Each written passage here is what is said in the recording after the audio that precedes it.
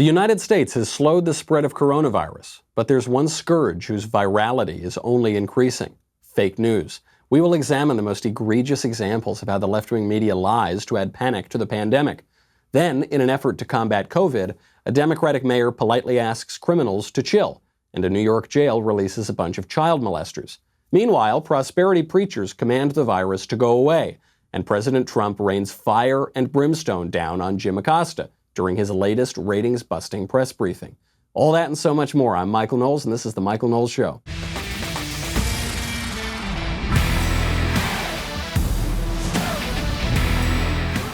We caught them in the act. We caught those fake news media spreading more fake news about the coronavirus. We will air one example in particular that would be shocking and unprecedented if we didn't just see it like 6 months ago. We'll get to that in 1 second. First, I've got to thank our friends over at Ring.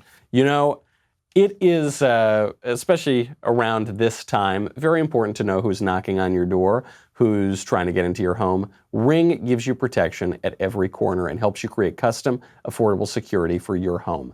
Ring detects motion when people come onto your property, and Ring's video doorbells let you answer the door and check in on your home anytime from anywhere. You know, the other day we got a little knock on our door. We can check to see who it is. Oh, it's just our lovely neighbor asking if he can borrow some tea. Okay, that's very nice. Sometimes it's a burglar. Maybe you don't want to answer the door then. Sometimes it's your mother-in-law. Then you definitely don't want to answer the door. You need a Ring, especially now. You know, especially when I'm on the road a lot. Sweet little Lisa is a very good shot, so she can take care of herself. But I like to feel safe. You can get peace of mind knowing that your loved ones are safe. Get a special offer on the Ring Welcome Kit when you go to ring.com/Knowles, K-N-O-W-L-E-S. That includes the Ring Video Doorbell 2 and Chime Pro. It's all you need to start building custom security for your home today. Go to ring.com/Knowles. That is ring.com/Knowles, K-N-O-W-L-E-S. This is the worst fake news that I have seen on network television in, I guess, about 6 months. But, you know, listen, that's a lot because there's a whole lot of fake news going through. CBS News is trying to whip people up into a frenzy and hysteria about coronavirus generally and specifically the situation in New York. So they decided to air footage showing the madness of a hospital in New York. Now, coronavirus, serious problem in New York. It's much more serious there than, I guess, anywhere else in the United States. So why do the TV networks, why do the mainstream news media feel the need to lie to make it seem even worse than it is? CBS News aired footage of an overcrowded hospital room in New York City that actually wasn't in New York City. It actually wasn't in the United States. It actually wasn't in the Western Hemisphere. It was in Italy. It was an editing mistake, they say. They took immediate steps to remove it from all platforms and shows. Here is the footage side by side. You will hear the report from British news talking about this hospital room in Italy. And if you can see it, you'll be able to see that it is almost shot for shot the same room that they're pretending is in New York. This is the main hospital in Bergamo in Lombardy province. It's one of the most advanced hospitals in Europe. There it is. You can see it's the exact same room, and they're pretending that this is in New York. This is not the first time we've seen this. Do you remember, I think it was about 6 months ago, when ABC News made a similar mistake by airing footage that they said was the situation in Syria with Turkish gunfire raining down on the poor Kurds, and this was all Trump's fault and he betrayed our allies, and it just looked like a scene out of an apocalyptic movie. And then it turned out actually it wasn't in Syria, actually it wasn't in the Middle East, actually it wasn't this year, it was from a Kentucky gun show in 2017. You're right here appearing to show Turkey's military bombing Kurd civilians in a Syrian border town. This video, obtained by ABC News, appears to show the fury of the Turkish attack on the border town of Tal Abyad 2 nights ago. And it appears to show the attack on the border town because we've decided to overlay this voiceover. Actually, though, it's from a Kentucky gun show, and if we told you it was a Kentucky gun show, you would have believed that too. You'll believe whatever we tell you. We're the news media. Outrageous stuff. Obviously, this is why people no longer really believe the mainstream media, but they continue to do it. Why do they continue to do it? Because nobody sees the correction. Nobody, unless you are watching this show, listening to this show, reading some conservative news outlets, you would not know that CBS News actually was airing footage of crowded hospital rooms in Italy, which is much worse off than the United States. You would not know that. Unless you are watching or listening to conservative media, you would have no idea that that footage that was supposed to be from battlefields, Turkey rolling the tanks in, was actually from a Kentucky gun show. Because what happened? In the case of the Kentucky gun show, ABC News admits on Twitter that, this was wrong. They issue a correction. But the original news story gets orders of magnitude more retweets and likes than the correction. The original news story gets seen on the biggest TV shows on ABC. The correction gets seen as post number 25 of the day on Twitter. Nobody sees the correction. This is how they get away with it. It's how the newspapers have gotten away with it for years. They run the fake story on page A1, and then they run the correction in tiny print on page Z75. So that's the mainstream media. This is also true on social media. We don't want to let Twitter get off the hook here either. Laura Ingraham, a little while ago, sent out a tweet when it looked like we had this promising new drug to treat coronavirus, hydroxychloroquine. Laura Ingraham tweets out, Lenox Hill in New York, among many hospitals, already using hydroxychloroquine with very promising results. One patient was described as Lazarus, who was seriously ill from COVID-19, already released. What did Twitter do? Twitter suspended her account for that. You're not allowed to say that there's light at the end of the tunnel. You're not allowed to say that there might be some hope among this pandemic. Damn it, the media is trying to whip up a panic. And Laura Ingraham's getting in their way by suggesting that we might have a decent medical treatment for it. So they suspend her account. They tell her that she's got to delete the tweet if she wants to get her account back. They said it was, quote, misleading information around COVID-19. And then guess what happened yesterday? The FDA approved the drug to treat coronavirus. Guess it wasn't fake news after all. Doesn't matter. The tweet's gone. The story's out there. Fake news. Laura Ingraham's got to delete her tweet. Now, the federal government has forced Twitter's hand because the FDA has approved this drug. But why on earth would Twitter not take the more cautious position? Why would Twitter not say, well, look, some evidence shows that hydroxychloroquine is working to treat coronavirus, but we don't have long clinical trials yet, so okay, we'll just let the information stand out there. Your mileage may vary, judge for yourself. No, because they are pushing a narrative here. The narrative is panic. The narrative is the world is ending. The narrative is ultimately what they want. Their specific political goal is Donald Trump is doing a terrible job. He's bungling this. He's killing people. That's the ultimate narrative here. And so Twitter is always going to err on that side. ABC News, always going to err on that side. We don't know what this footage is. We just found this in the street. Someone just said, okay, let's just assume it's evidence that Trump made a terrible move in the Middle East. Oh, it's a Kentucky gun show? Whoopsie daisy, no big deal. Oh, yeah, we got this footage of a hospital room. Yeah, that looks like New York. Yeah, Trump's a bad guy. Yeah, this is terrible. Yeah, we're all going to die. You could have Googled it, right? You could have looked around. You could have said, wait, why are they all speaking Italian? I know there are a lot of Italians in New York, but I didn't think there were that many Italians. We got another bit of fake news yesterday, too. This has to do with a hospital ship, and this one came by way of my doppelganger, Rachel Maddow on MSNBC. We've got the footage of it. President Trump actually just released it. Just an absolute joy. We'll get to it in a second. First, I've got to thank our friends, the Benham brothers. Do you know the Benham brothers? I know the Benham brothers, and they are terrific guys. First of all, fabulous personalities in general, former pro athletes, just super cool. And they know a lot about building a business. What's the secret? Do you know? You'll probably say, you got to hustle till you die. You got to probably think, you've got to get success no matter the cost. It doesn't have to be that way. You can grow a business without sacrificing your family and character. That's where the Benham brothers come in. They have over a dozen businesses, including a real estate empire that spans over 35 states, and they didn't sell their soul for it. You probably remember the name, actually, because the Benham brothers were slated for a reality TV show on HGTV, and they were canceled because of their commitment to conservative values. They were OG victims of cancel culture. They're really terrific. They've launched their wonderful expert ownership course. It's the model they've used to build each one of their businesses.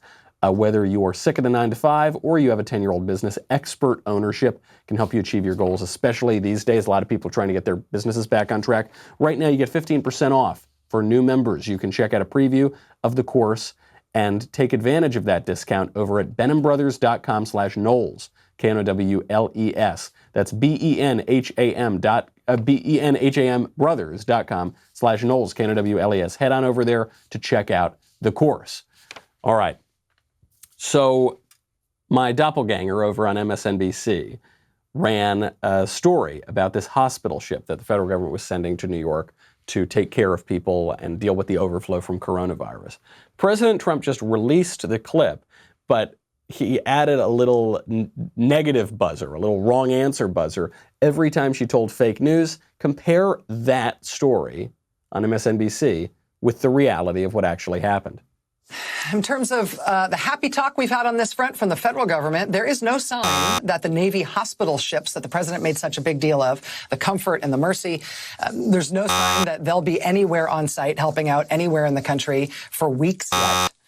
The president said when he announced that those ships would be put into action against the COVID-19 epidemic, he said one of those ships would be operational in New York Harbor by next week.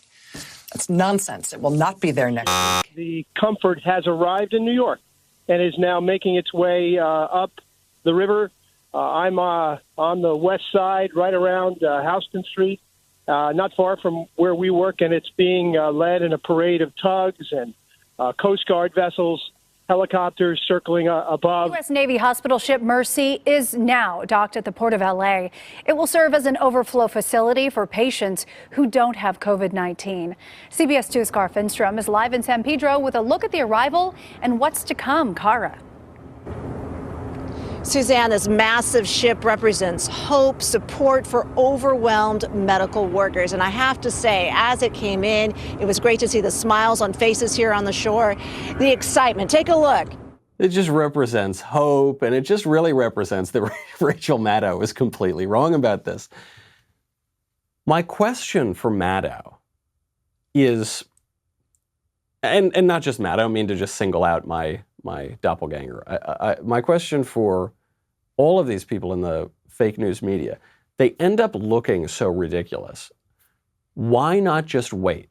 Trump says we're going to send this hospital ship. Why get out ahead of that and say, no, you won't. No, you won't do that. I mean, they do this all the time. Trump says, I'm going to get tax cuts. No, you won't. You're not going to get that through. Trump says, I'm going to be vindicated by the Mueller probe. No, it's Mueller time. You're going down. Try again and again. They keep making these predictions, and the predictions are not true, and then they have egg on their face. That's the question for a reasonable viewer.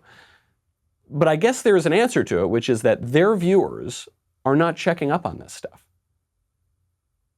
Not just Maddow, but the network news viewers and the New York Times readers and people who consume the mainstream media apparatus. They don't need to be as precise. They don't need to be as careful because they are the dominant media force.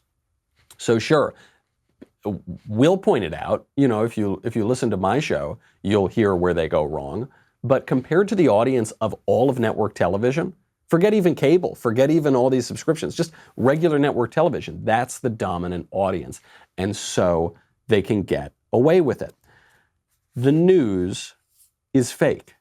All right, I never want to hear again that fake news is a right-wing conspiracy or a talking point. The news is fake. Even when they get stories right, they themselves are peddlers of fake narratives. So even a stopped clock is right twice a day. We've known that for a long time. What's worse now is that it would appear that even their models are fake too. Let me give you a great example. There was a good piece just published in Medium. I'm sure they're going to delete this soon because it questions the official narrative on everybody panicking. This is by Maria Chikina and Wesley Pegden.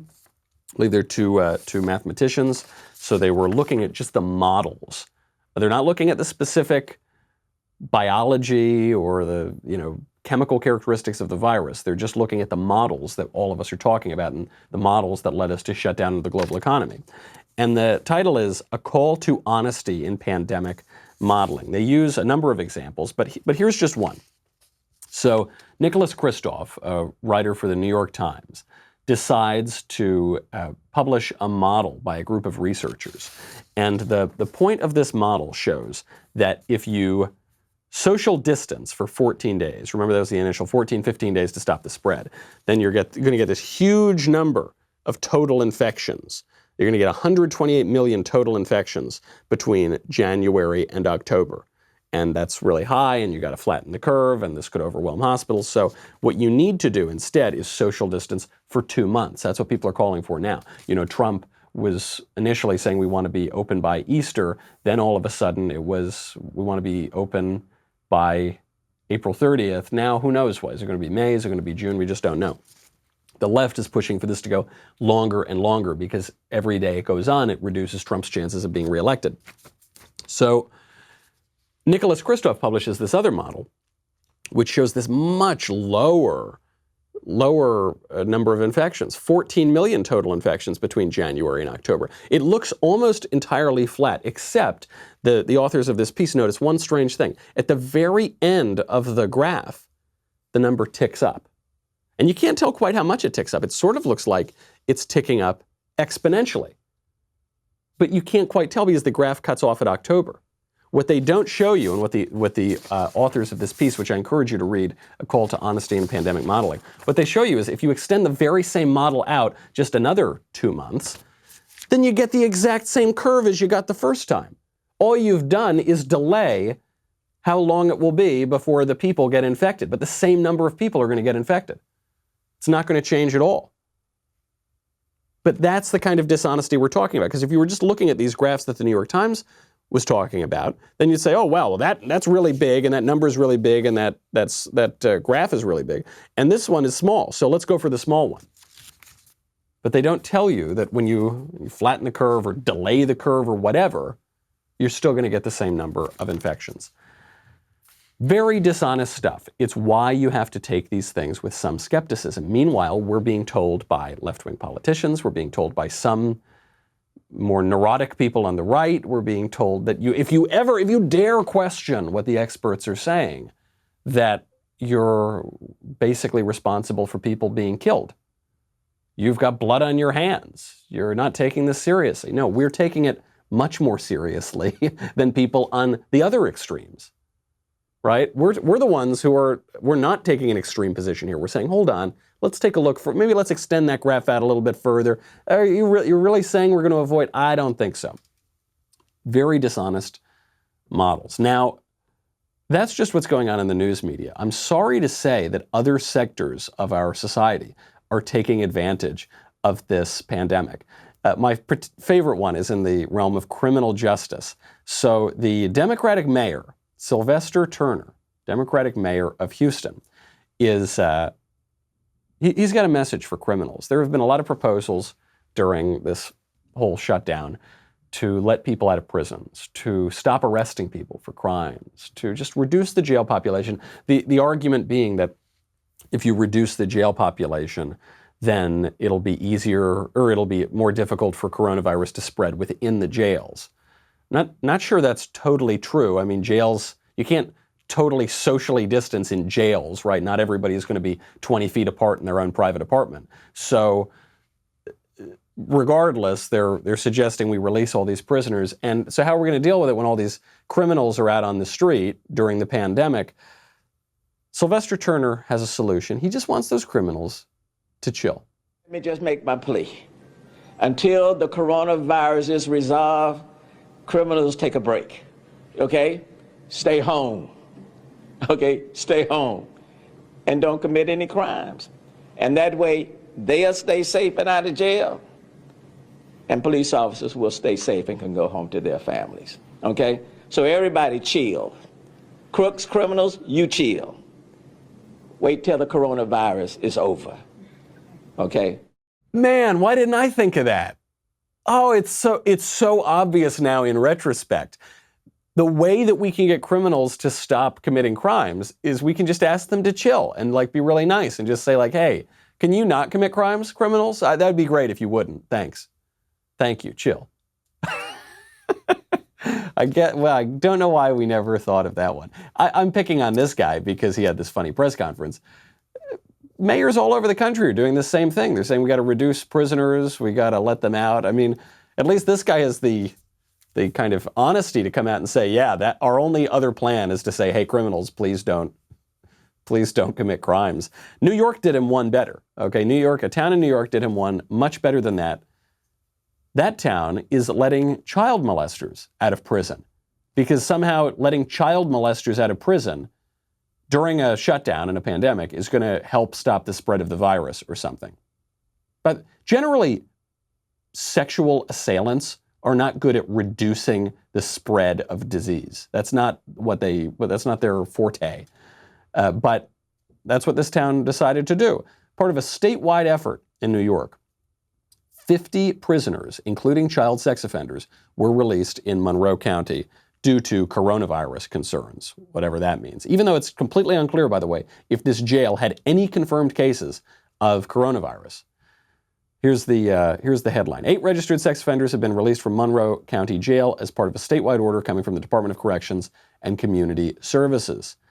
Among the inmates known to be staying at the Holiday Inn Express that the jail just dumped all these guys off at are 4 registered sex offenders, 3 of whom are registered as level 3 sex offenders and are deemed by New York courts as the most likely to reoffend.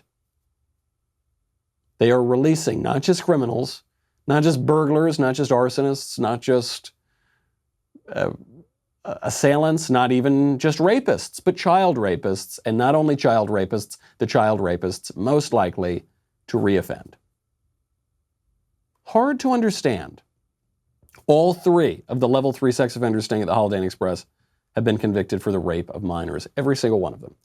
Hard to understand what people are thinking here. They're not thinking about how to stop the spread of coronavirus. Obviously, releasing dangerous child rapists has nothing to do with stopping the spread of coronavirus. And this is really the most egregious example of a disturbing general trend in the whole coronavirus ordeal, which is the lawlessness of the pandemic. These people are behaving lawlessly.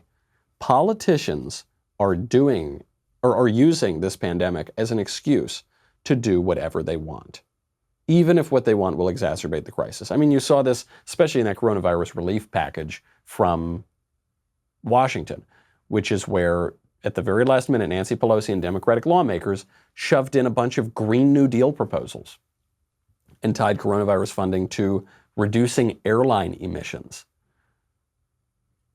The Wuhan flu has nothing to do with airline emissions, yet they're using this to push their own agendas. They're using it to let people out of prison because the left doesn't like prisons, because the left doesn't like justice. So the left doesn't want to lock people up. You've seen a number of even blue check marks all over Twitter who are left-wing people saying we need to empty out the prisons. They're doing it all in the name of public health so that you don't question them. Because if you question the public health advocates and supporters and experts, well, then you're compromising public health. Now, if the New York and Houston criminal justice strategies are suspect, they are outdone only by the spiritual strategies of some preachers who are simply commanding the virus to go away. I bring you, ladies and gentlemen, the prosperity preacher, Kenneth Copeland. In the name of Jesus. Oh, thank you, Jesus. Standing in the office of the prophet of God, I execute judgment on you, COVID-19. Oh, Ramash. I execute judgment on you, Satan, you destroyer, you killer. You get out. We break your power. You get off this nation. I demand judgment on you. I demand a vaccination to come immediately. Yes. We got it. Yes, we did it. Now, in Mr. Copeland's defense, I will say that if that performance is not enough to scare coronavirus away, I do not know what is. It was a fiery performance. And he's not the only one doing this. There are other preachers who are making this point.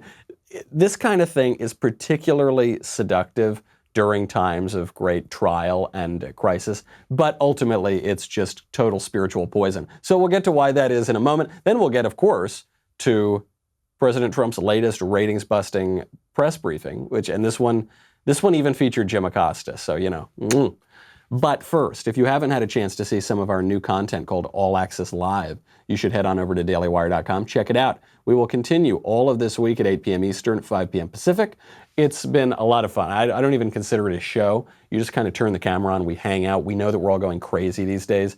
Friends of mine have been suggesting we do Zoom happy hours or Zoom dinner or Skype this or FaceTime that rather. So I like to think that we were kind of the originators of this trend with our All Access show. The show is intended for our All Access members, but you know, in times of isolation, we want to open it up to all of our members. So head on over. If you're around at 8 p.m. Eastern, 5 p.m. Pacific tonight, check it out at dailywire.com. Head on over there right now anyway, dailywire.com/subscribe. We've got a lot more.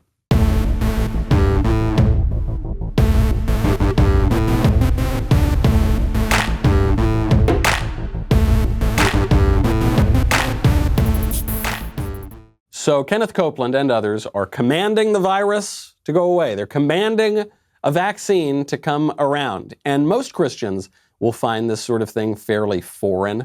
You know, this is not how Christianity works. You don't just command physical well-being and then it immediately happens. You're not just, according to this theology, which is called prosperity theology, you're not just building up treasure in heaven here in your spiritual life, you're also building up like literal physical treasure in the here and now, which is rather contrary to more traditional understandings of Christianity. But Copeland, is pushing this. He's one of the great examples of the prosperity theology, which is entertaining very often, but it is spiritually very misguided. And he doesn't just declare that there's going to be a vaccine. Copeland is now also declaring that America finally is officially healed of coronavirus. You will destroy through COVID-19. No more! No more. No more. No more. Is finished. Finished. It is over. And the United States of America is healed and well again. Well, that's a relief.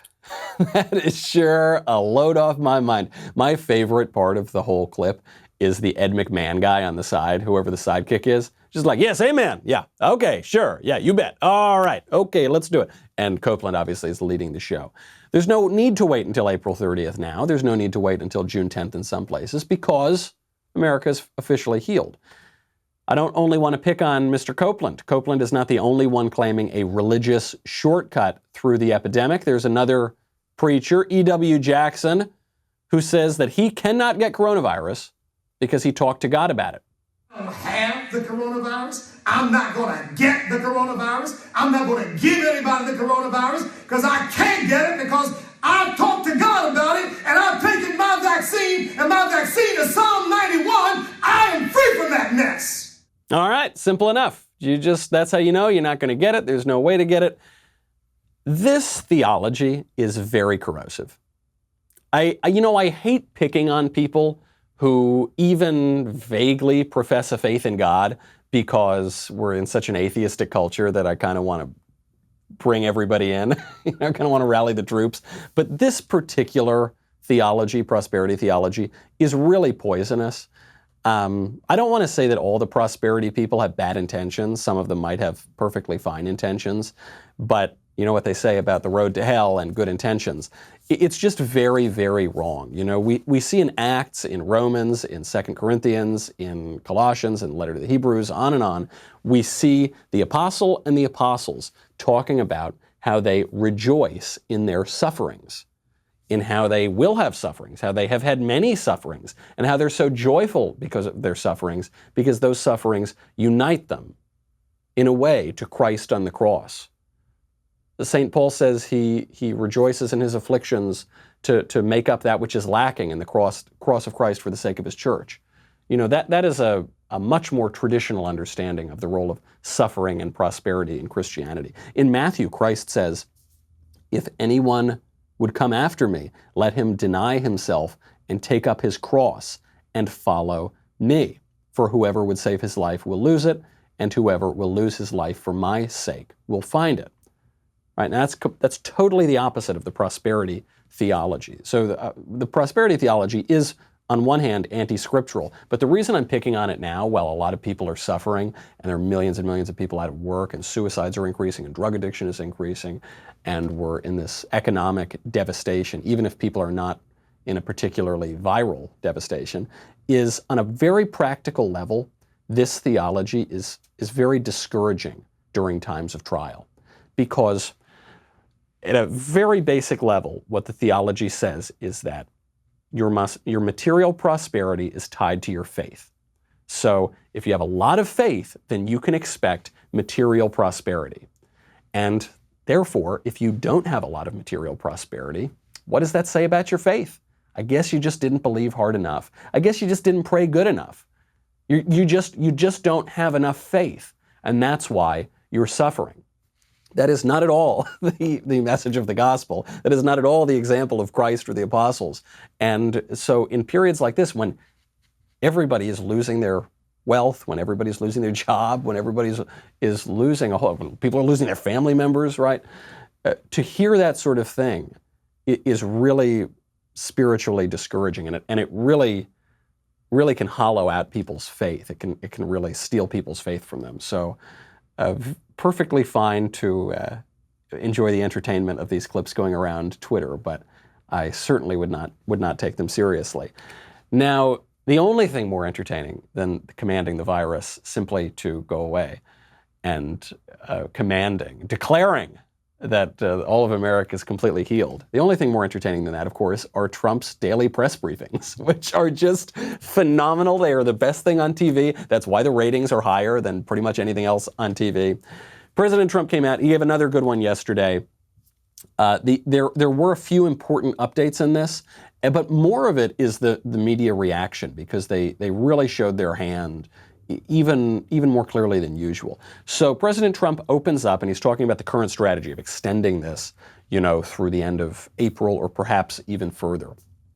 And what President Trump is touting here, looking on the bright side, is that yes, we may have to shut down a little bit longer, but that strategy could save us 1 million lives. I announced that we would be extending our social distance guidelines through the end of April. This is based on modeling that shows the peak in fatalities will not arrive for another 2 weeks. The same modeling also shows that by very vigorously following these guidelines, we could save more than 1 million American lives. Think of that, 1 million American lives. Notice the focus there on 1 million. Notice that he brings up, it's 1 million lives. I repeat myself, 1 million lives. This confirms the strategy that I mentioned yesterday. Trump is now using the press's own scare numbers against them. Trump is now using the press's own scare numbers as a defense against their attacks, because they're backing him into this impossible corner. On Sunday, he mentioned that 2.2 million Americans could die from the virus if they don't act quickly. Now, the number is 1 million Americans could be saved. Why the discrepancy? The discrepancy there is to give himself some breathing room and to reset expectations here. So 2.2 million Americans could have died. Now we're saying we're going to save, what happens to the 1.2 million Americans in the middle? What the press wants to do is use the scare numbers to shut down the economy, 2.2 million. But then once the economy is shut down, every single death, every hospitalization, every sniffle is going to be used as evidence that Trump is some callous monster and nobody should have died at all. The real number should have been 0. Now, of course, we know that's not how it works. We know that 37,000, and in many cases, tens of thousands of more people die each year from the flu.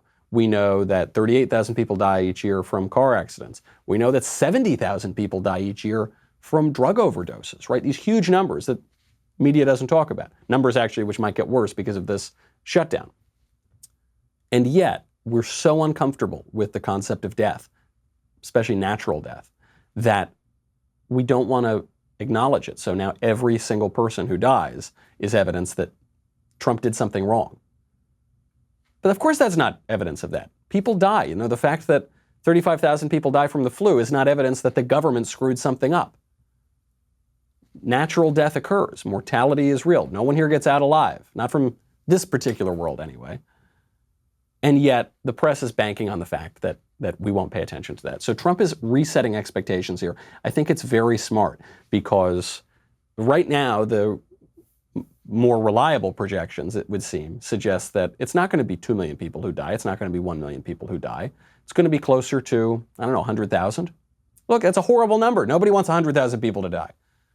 But it's certainly a much better situation than 1 million or 2 million people dying. And when you compare it even to drug overdoses per year, it's not all that much more. You know, death is a very sad thing. Trump says later on in this press conference, a lot of very sad things happen in this country and in this world. Then President Trump calls up his friends from corporate America and introduces them and has them give a couple words. The media are furious about this. They don't like it when he brings up his friends from the business community, but the strategy is brilliant and there's a lot of evidence that it's working. Joining us this afternoon are CEOs of the great American companies that are fulfilling their patriotic duty by producing or donating medical equipment to help meet our most urgent needs. What they're doing is incredible. And these are great companies. Darius Domchek of Honeywell, you know that. And Darius has been somebody that I've dealt with in the past, and he's a great leader of a great company. Deborah Waller of Jockey International. A friend of mine, Mike Lindell of My Pillow. Boy, do you sell those pillows? That's unbelievable what you do.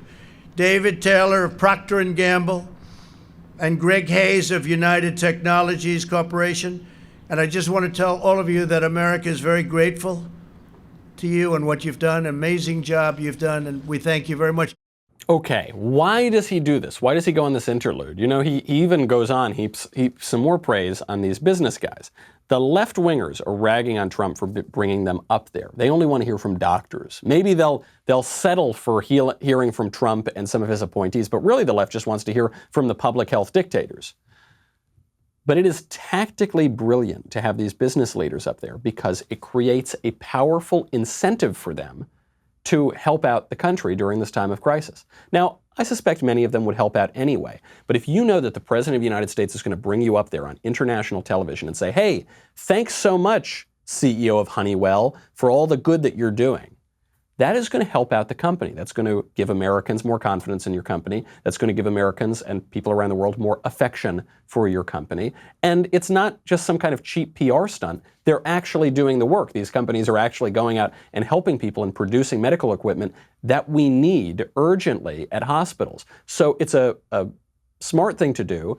I think it's the right thing to do. It shows genuine gratitude, and it creates an incentive for more businesses to help out. Now, if the media weren't mad enough about Trump bringing up generally business leaders to come speak, you can only imagine what they did, what they said, how they reacted when the CEO of My Pillow, Mike Lindell, got up there to speak. CNN was so furious, they actually cut away from it.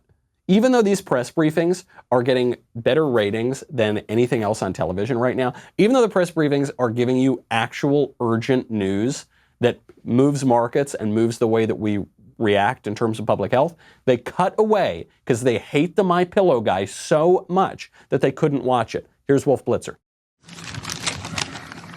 Okay, well, My Pillow is a U.S. vertically integrated company which has been forced to adjust to the changing business. All right, we're going to continue to monitor the White House briefing and get the latest information. The president. They couldn't stand it. Oliver Darcy on CNN referred to CNN cutting away from Mike Lindell. He tweets out, quote, CNN cuts away from the White House coronavirus briefing when Trump invites the My Pillow guy up to the podium to talk. They always refer to him as the My Pillow guy. That's the only way. There's never Mike Lindell, not the CEO, not the founder. Nope, just the My Pillow guy. Jamie O'Grady, writer for the New York Times. Are you effing kidding me? Then all caps. He has the My Pillow guy on to sell his garbage product during a pandemic briefing. 3 question marks, 3 exclamation points. By the way, I've heard MyPillow is like a really nice pillow. So I don't think it's a garbage product. I think it's a pretty popular product. NBC's David Gura. Fun fact, if the MyPillow guy, Michael Lindell, appears at a briefing, it is no longer a briefing. Well, you know, it's too bad they didn't listen to him. Because if they had listened to him and what he had to say, they'd have learned that Mike Lindell is doing more to help the country out during this pandemic than all of them combined. Everyone at CNN, all the blue check marks on Twitter, this guy is doing more than all of them. MyPillow is a U.S. vertically integrated company which has been forced to adjust to the changing business environment as a result of the pandemic. MyPillow is uniquely positioned as a U.S. company that functions as a manufacturer, logistics management distributor, and direct-to-consumer. Given our current business lines, we are experiencing the effects of this pandemic firsthand. But MyPillow is done. We've established an internal task force which is monitoring future needs of companies across the country as a result of this pandemic. And given our position, we've begun to research and develop new protocols to address the current and future needs of U.S. businesses across multiple sectors. How companies are going to prepare themselves when they once again open up and changes to their current operations in order to adjust to future threats and pandemics. MyPillow has designated some of its call center to help U.S. companies navigate the many issues that resulted from this pandemic. We've dedicated 75% of my manufacturing to produce cotton face masks. In 3 days, I was up to 10,000 a day. By Friday, I want to be up to 50,000 a day. I'm proud to manufacture our products in the United States, and I'm even more proud to be able to serve our nation in this great time of need. 50,000 face masks a day. The guy's turned over 75% of his production to making face masks. That's pretty good stuff. First of all, that's useful information. That's good to know that a company can pivot like that. It's useful information that his products are made in America now that we're trying to move our supply chain out of other countries. And it's useful to know that we've got just one guy with one company making 50,000 face masks a day. But the reason that left-wing journalists hate Mike Lindell is not just because they don't like pillows. I'm sure they like pillows just fine. It's not even just that Lindell is a conservative and likes Donald Trump, though certainly that's a big part of it. The ultimate reason is that Mike Lindell is unabashed about his devotion to Christ. He is totally open and evangelical in his Christianity. Now I wrote something off the cuff, if I can read this. Okay. God gave us grace on November 8, 2016 to change the course we were on. God had been taken out of our schools and lives. A nation had turned its back on God. And I encourage you to use this time at home to get back in the Word, read our Bibles, and spend time with our families. Our president gave us so much hope where just a few short months ago, we had the best economy, the lowest unemployment, and wages going up. It was amazing. With our great president, vice president, and this administration, and all the great people in this country praying daily, we will get through this and get back to a place that's stronger and safer than ever. What a great message that is. Okay, and Lindell is a pretty inspiring guy. What most people don't know about him is he's a former crack addict. This guy had huge drug problems. His life was in complete shambles. And then he got his life together, one imagines through the grace of God, and is one of the most successful guys in the country, and he's giving press briefings with the president. And he's helping out his fellow Americans and making a lot of face masks. That's a wonderful thing. You know, compare this to the prosperity theology that we were just listening to. Well, Mike Lindell is not saying, I had so much faith, and that's why we got a great stock market and the economy was great and I got all this money. No, he was saying actually the opposite. He was like, man, well, in his personal story, his life was in shambles, and then he was saved by amazing grace. And when it comes to the economy, he was like, God gave us grace in 2016. He is tying it in with what has happened politically or economically, but he's not saying it's because like we finally had enough faith and so God rewarded us. No. God gave us grace. He gave us mercy, and He will have mercy on us still, and we've got to do our part and live our faith and the fruit of that faith. So really, really nice message. Obviously, CNN didn't hear that message. They have to close their ears and say la la la whenever anybody mentions any sort of political or, heaven forfend, religious truth. Then, of course, to close out the conference, there was the obligatory Trump smackdown of CNN, this time spurred by no less than CNN's very own Ron Burgundy, Jim Acosta himself. What do you say to Americans who are upset with you over the way you downplayed this crisis over the last couple of months? We have it very much under control in this country. The coronavirus is very much under control in the USA. It's going to disappear. It's like a miracle. It will disappear. March 4th, we have a very small number of people in this country infected. March 10th, we're prepared. We're doing a great job with it. It will go away. Just stay calm. It will go away. What do you say to Americans who believe that you got this wrong? And I do want them to stay calm. And we are doing a great job. If you look at those individual statements, they're all true. Stay calm. It will go away. You know it is going away, and it will go away, and we're going to have a great victory. And it's people like you and CNN that say things like that. It's why people just don't want to listen to CNN anymore. You could ask a normal question. The statements I made are, I want to keep the country calm. I don't want panic in the country. I could cause panic much better than even you. I would make you look like a minor league player. But you know what? I don't want to do that. I want to have our country be calm and strong and fight and win, and it will go away. I love that comment he says there. I mean, I love the smackdown of Jim Acosta is always hilarious, but I love that comment at the end. He goes, you know, instead of asking a nasty question, instead of trying to spread panic, look, I could spread panic. I could spread panic a whole lot better than you, but I'm not doing that. You know, we have the power to do this at our fingertips. We've got our social media accounts. We talk to friends and family. We go on FaceTime and Skype and all, right? We have the ability either to keep a cool head, be rational, take in all of the information, not panic, not lose our minds, not scream and wail and rend our garments, or we can do that, or we can generate panic. The choice is ours, but Trump is saying, look, I'm not going to do that. I'm going to try to help the country out. And Jim Acosta is saying, rah, rah. I don't know. That's my impression of Jim Acosta. Look at me, I'm Jim Acosta, as Andrew Klavan says. You know, those are the two choices. And that's a choice that not just the mainstream media have to make, but that each of us can make as well. Don't forget, as we're trying to stop the spread of the virus, that only you can stop the spread of fake news. All right, that is our show. Come back tomorrow. I'm sure we'll have a whole lot more. In the meantime, I'm Michael Knowles. This is The Michael Knowles Show.